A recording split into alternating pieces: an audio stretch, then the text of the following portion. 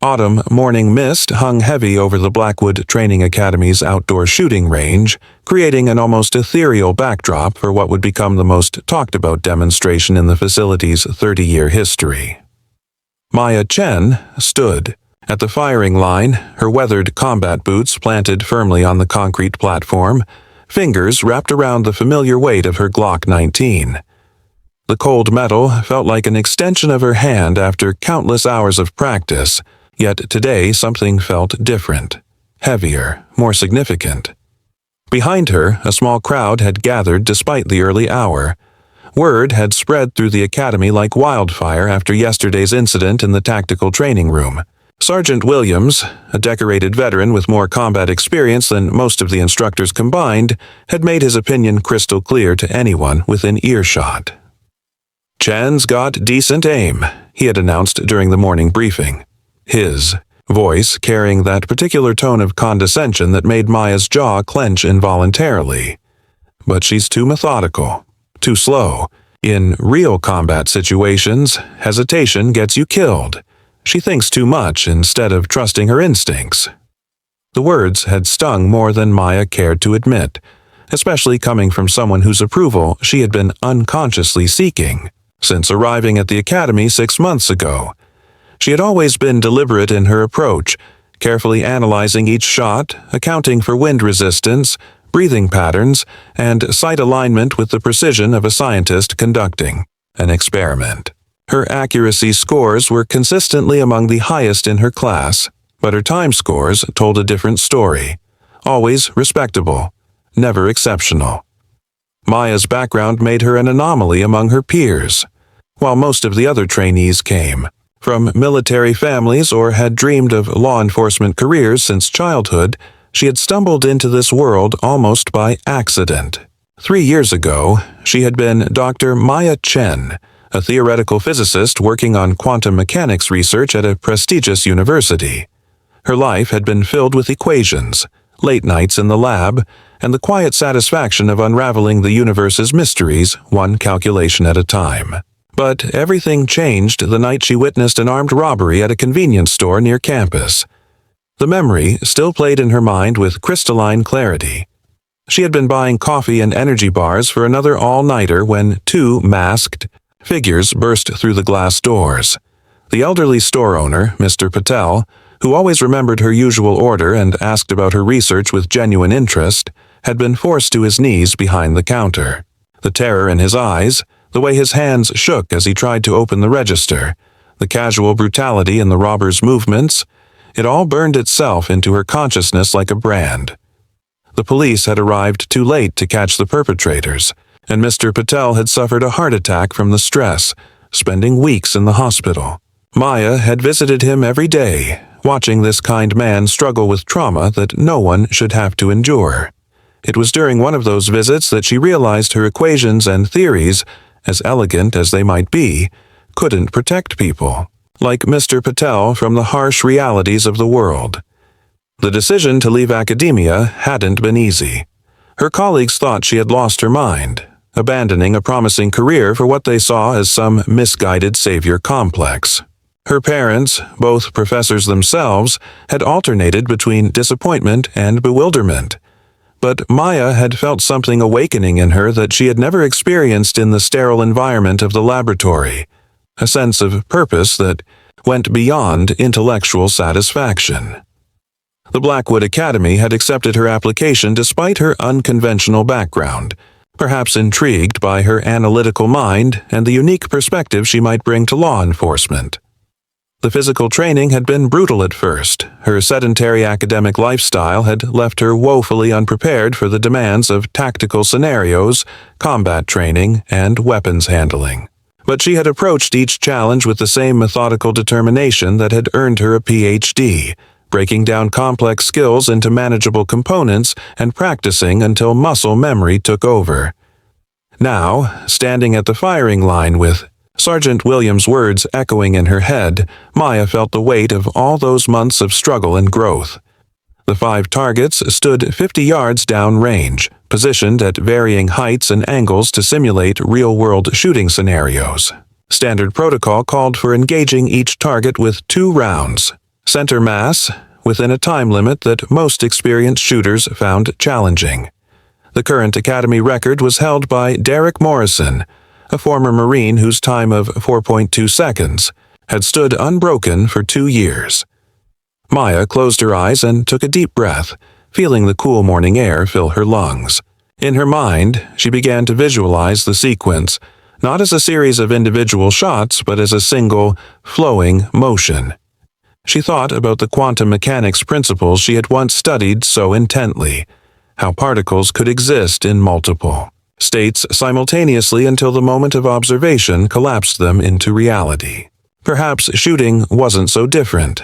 Perhaps the key wasn't to think about each target separately, but to see them all as part of a single, interconnected system. The range officer's voice cut through her thoughts. "Shooter, ready."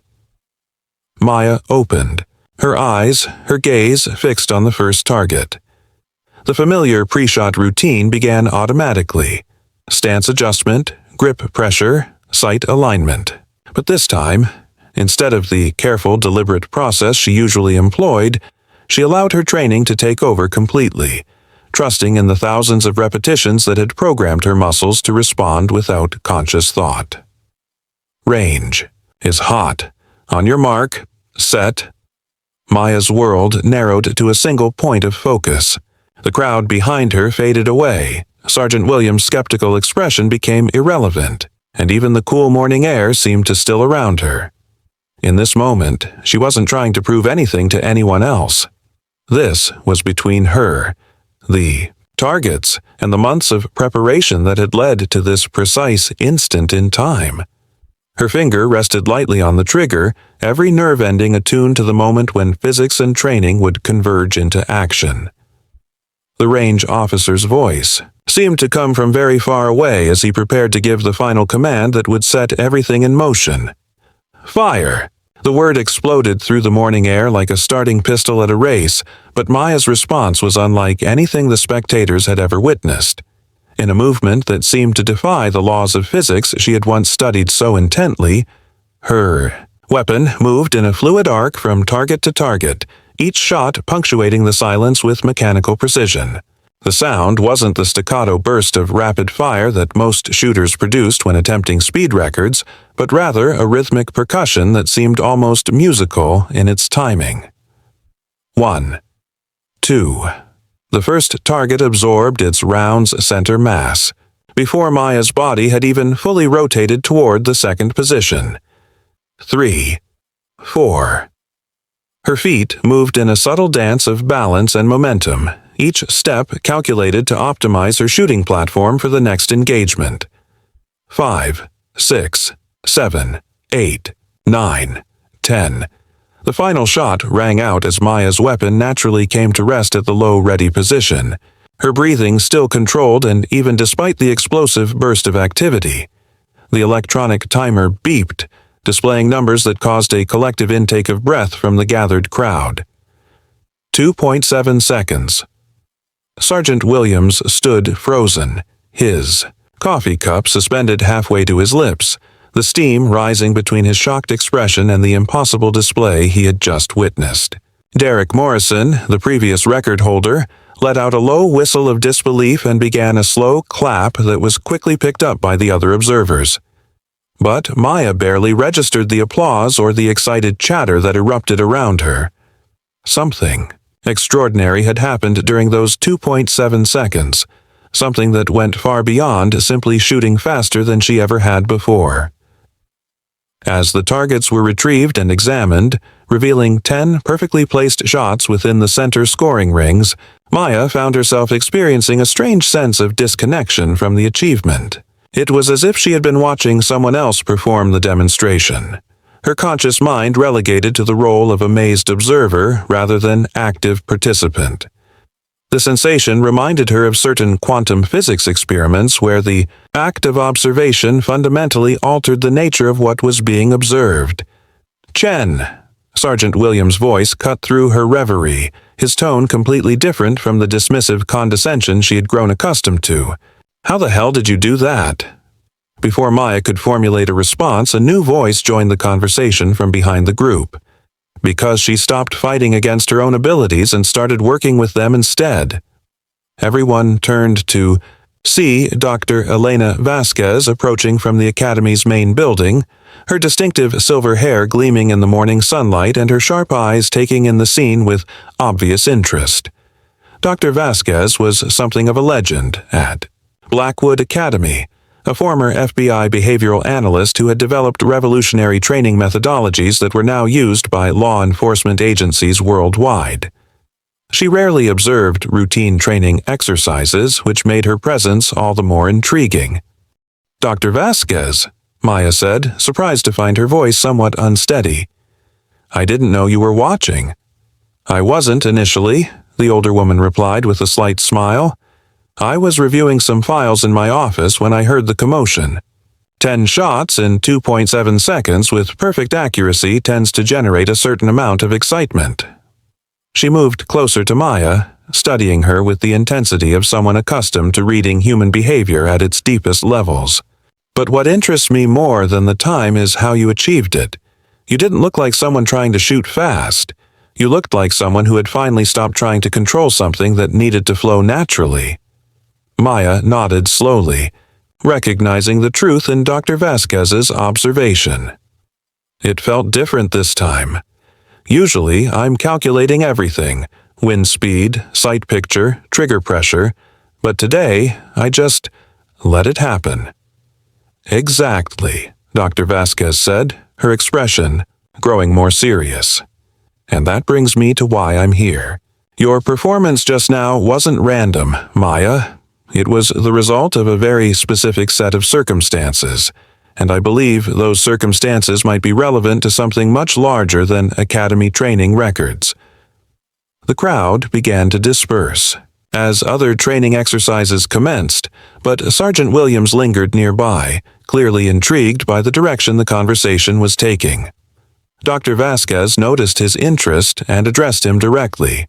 "Sergeant, I'd like to borrow Officer Chen for the rest of the morning. There's something she needs to see." Williams nodded, though his expression suggested he was burning with curiosity about what could be so important. "Of course, ma'am. Chen, report back for afternoon tactical training." As they walked toward the main building, Dr. Vasquez explained that Maya's demonstration had triggered something she had been waiting months to observe. "We've been tracking a pattern," she said, her voice dropping to a more confidential tone. "Certain individuals who come to law enforcement from analytical backgrounds sometimes experience what we call integration events, moments when their academic training suddenly synergizes with their tactical skills in unexpected ways." They entered Dr. Vasquez's office, a space that felt more like a comfortable library than a typical administrative area. The walls were lined with books on psychology, neuroscience, and behavioral analysis, interspersed with commendations and photographs from her distinguished career.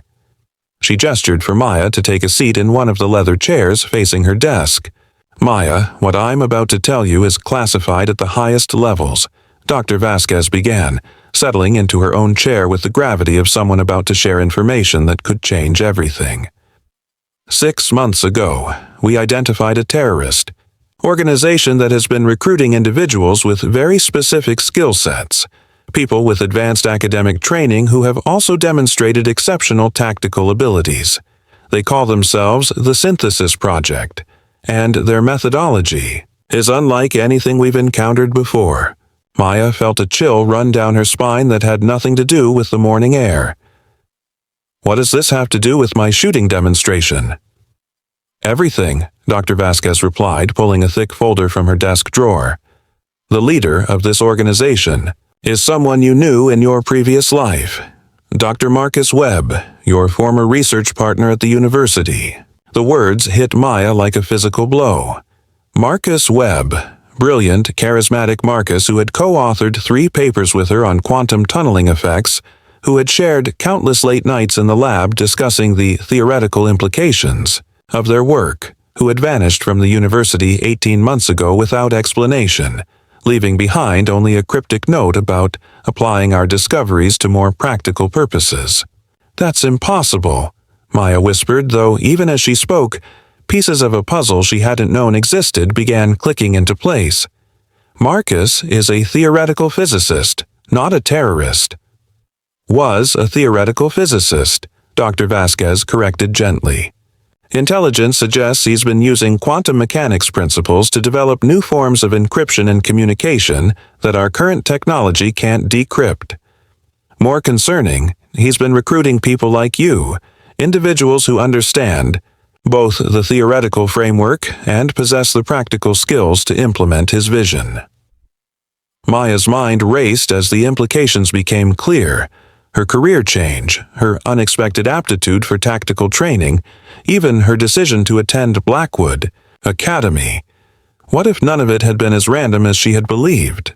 Dr. Vasquez opened the folder and spread several photographs across her desk, each one showing surveillance footage of individuals who looked disturbingly familiar to Maya.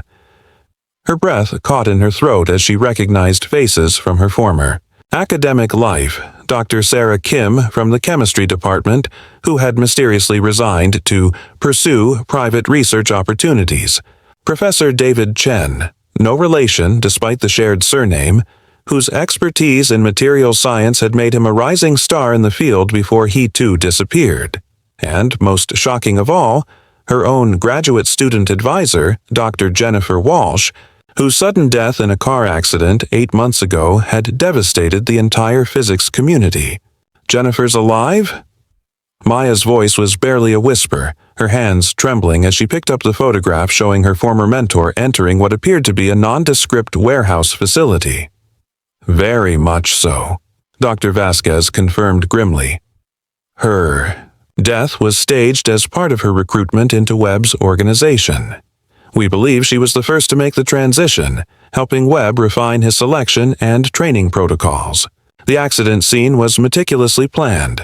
The car was found burned beyond recognition, DNA evidence was compromised by the fire, and the dental records that confirmed her identity had been subtly altered months in advance.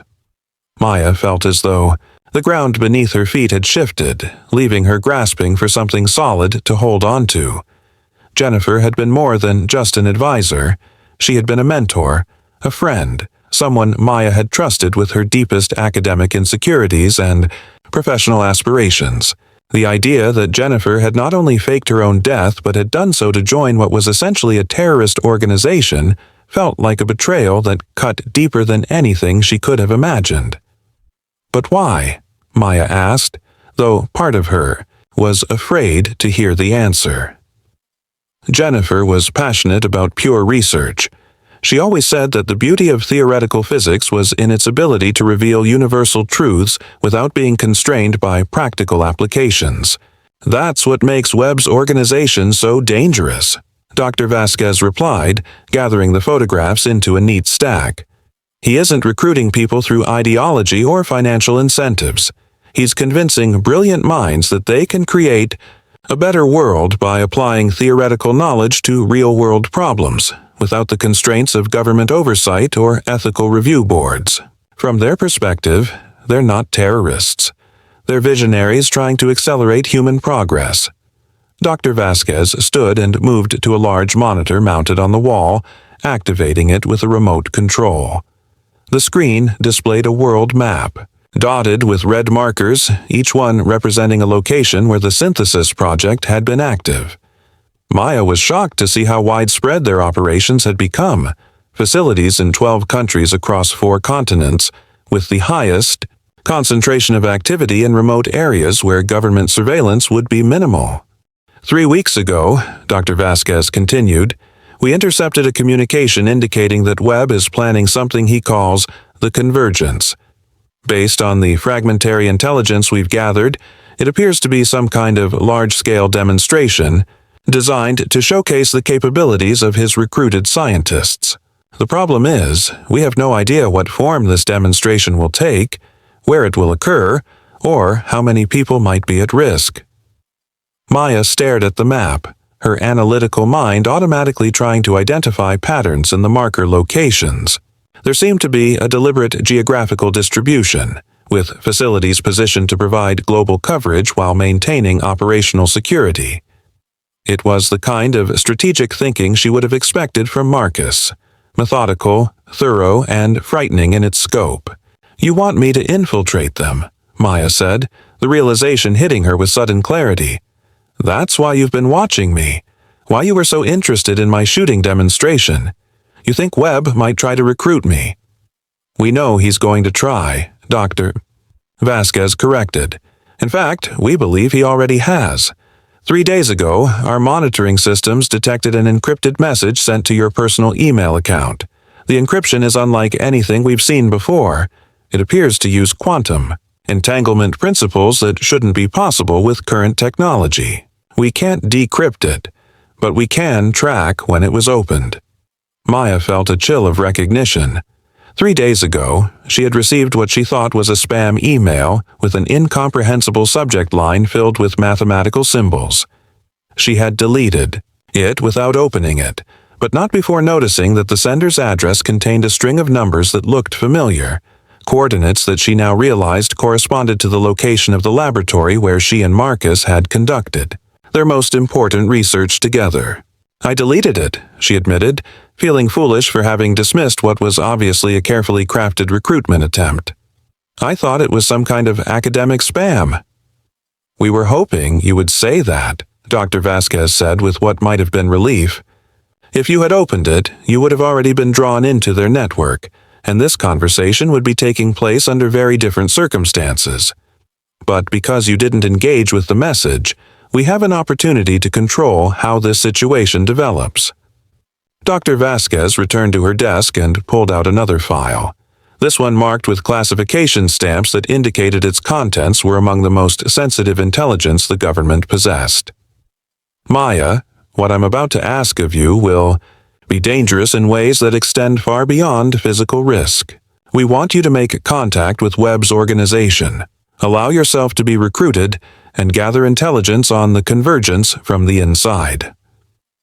"You're asking me to betray everyone I once worked with," Maya said quietly, the full weight of the request settling over her like a heavy blanket. "People who trusted me, who believed in the same scientific principles I do." "I'm asking you to help save them," Dr. Vasquez replied with gentle firmness, "because whatever Webb is planning, it's going to end badly for everyone involved, including the scientists he's recruited. Our behavioral analysis suggests that he views his team as brilliant but ultimately disposable assets. When the convergence is complete, he won't need them anymore, and people who know too much about classified operations rarely get to retire peacefully." Maya closed her eyes, trying to process the magnitude of what was being asked of her. 6 months ago, she had been living a quiet academic life, concerned primarily with tenure prospects and research funding. Now she was being asked to become a double agent in what sounded like a plot from a science fiction thriller. The rational part of her mind insisted that this was insane, that she should decline the mission and request a transfer to some peaceful desk job where the biggest risk was paper cuts. But then she thought about Mr. Patel, lying in that hospital bed, traumatized by violence that had shattered his quiet life without warning. She thought about Jennifer, whose supposed death had caused her to question everything about the meaning and value of their shared work. Most of all, she thought about Marcus. Brilliant, charismatic Marcus, who had somehow transformed from a dedicated scientist into someone capable of orchestrating elaborate deceptions and potentially catastrophic schemes. "If I do this," Maya said, opening her eyes to meet Dr. Vasquez's steady gaze, "I'll need to know everything you know about Webb's current capabilities and the people working with him. I can't walk into this blind and expect to maintain my cover when I'm dealing with people who know me better than anyone." Dr. Vasquez smiled, the first genuine expression of warmth Maya had seen from her since the conversation began. "I was hoping you would say yes. But before we proceed, there's one more thing you need to understand about why you're uniquely qualified for this mission. Your shooting demonstration this morning wasn't just impressive, it was diagnostic. The way you integrated your analytical training with your tactical skills is exactly the kind of synthesis that Webb looks for in his recruits. In a very real sense, you've already proven that you have the capabilities his organization values most. So my breakthrough wasn't really a breakthrough at all, Maya said with a bitter laugh. It was just me becoming exactly the kind of person that Marcus wants to recruit for his terrorist organization. On the contrary, Dr. Vasquez said seriously, it was you becoming exactly the kind of person who might be able to stop him. 2 weeks later, Maya found herself standing in the lobby of the Meridian Research Institute, a gleaming facility nestled in the mountains of Colorado that served as the public face of what she now knew was Webb's most ambitious operation. The building's architecture was a striking blend of modern design and natural elements, with floor-to-ceiling windows offering breathtaking views of snow-capped peaks that seemed to stretch endlessly into the horizon. Under different circumstances, she might have admired the way the structure seemed to emerge organically from the landscape, a testament to the kind of innovative thinking that had always drawn her to cutting-edge research environments. But today, the beauty of the setting felt ominous rather than inspiring. Hidden within her seemingly standard-issue tactical gear was an array of surveillance equipment so sophisticated that it would have seemed like science fiction just a few years ago. Dr. Vasquez had assured her that the technology was undetectable by conventional means, but Maya couldn't shake the feeling that she was walking into a den of people whose understanding of conventional had been redefined by their work at the intersection of theoretical physics and practical application. The woman behind the reception desk looked up as Maya approached, her smile professional but somehow too perfect, as if it had been calculated to project exactly the right degree of warmth without revealing anything meaningful about the person wearing it. "Dr. Chen, I presume? We've been expecting you. I'm Sarah Martinez, Dr. Webb's research coordinator. He's very excited to see you again after all these years." Maya had spent hours perfecting her cover story with Dr. Vasquez's team. Officially, she was a former physicist who had become disillusioned with law enforcement training and was seeking to return to research work that could make a meaningful impact on global problems. It was close enough to the truth that she could deliver it convincingly while still concealing her real mission. The hardest part had been learning to suppress the micro-expressions that might betray her true feelings when she encountered people she had once trusted. As they walked through corridors lined with laboratories that hummed with activity, Maya was struck by the obvious enthusiasm of the researchers she glimpsed through glass windows. These weren't the hollow-eyed fanatics she had expected to find in a terrorist facility. Instead, she saw people who looked remarkably similar to her former colleagues, dedicated scientists pursuing work they clearly believed in, their faces animated by the kind of intellectual excitement that had once driven her own research.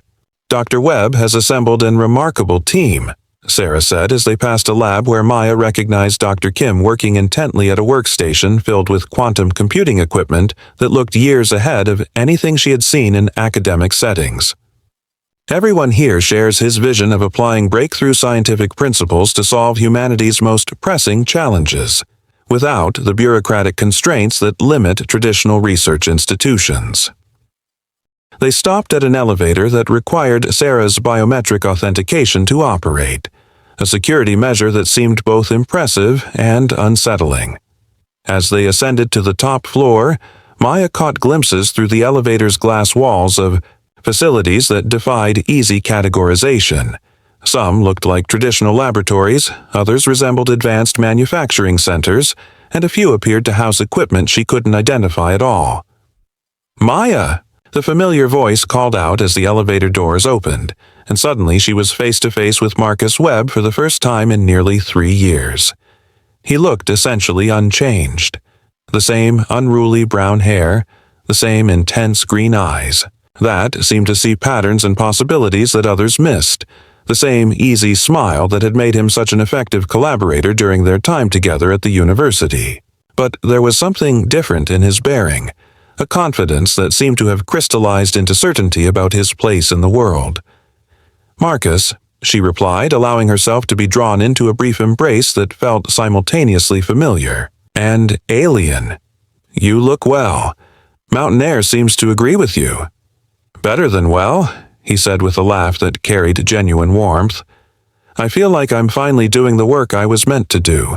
But let's not stand here in the hallway. I have so much to show you, and I'm eager to hear about your own journey since we last spoke."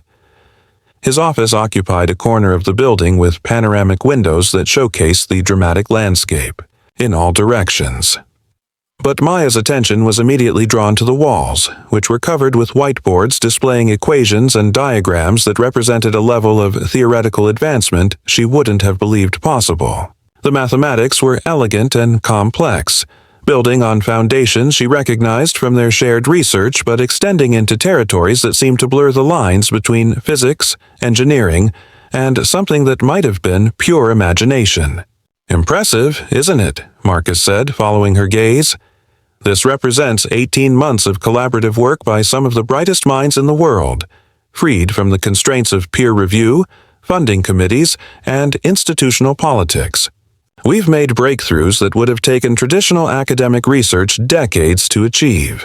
Maya moved closer to examine one of the boards, recognizing the mathematical framework for quantum tunneling effects that she and Marcus had developed together, but modified and expanded in ways that suggested applications she had never considered.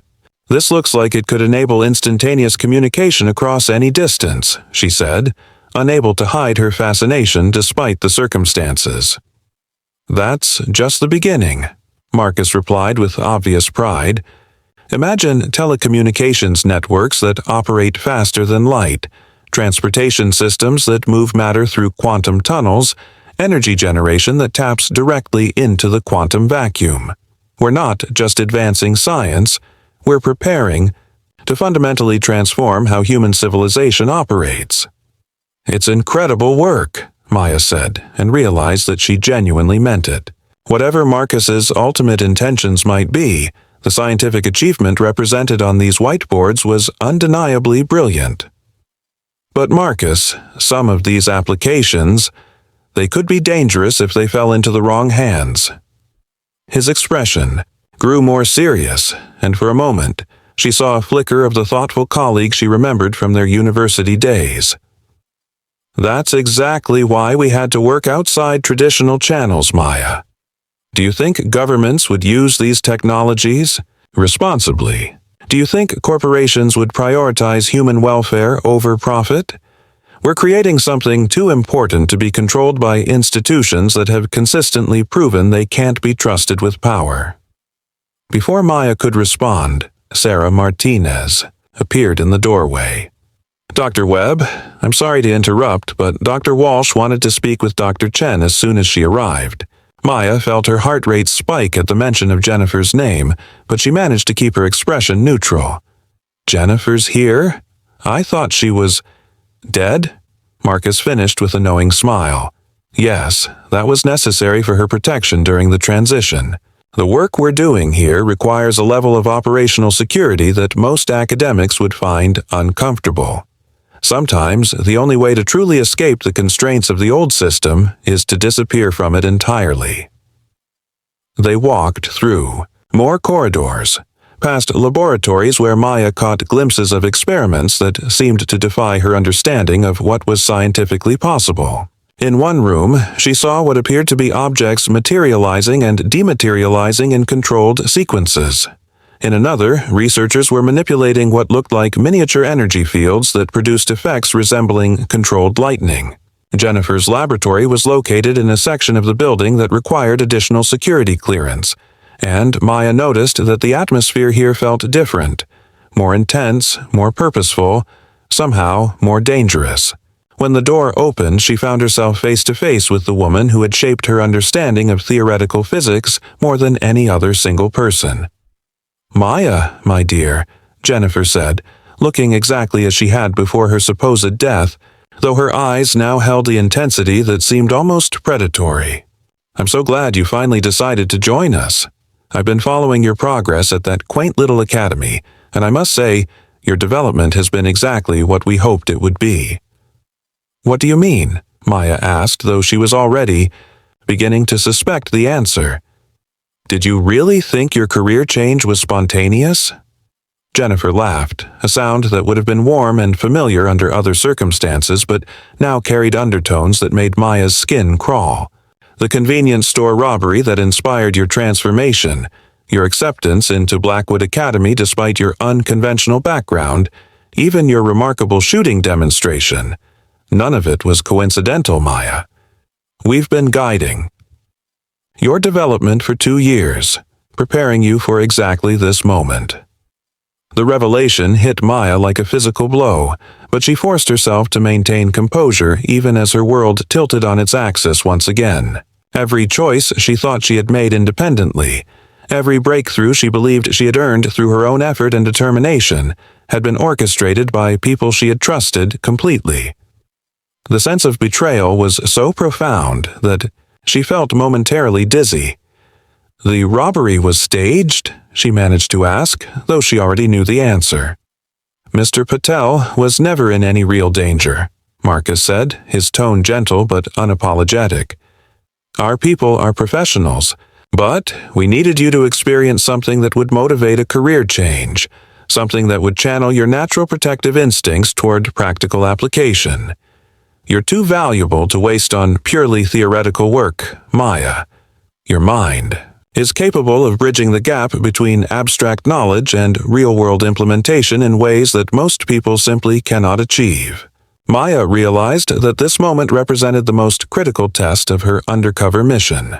She needed to respond in a way that would maintain her cover while processing the emotional devastation of learning that her entire transformation had been manipulated.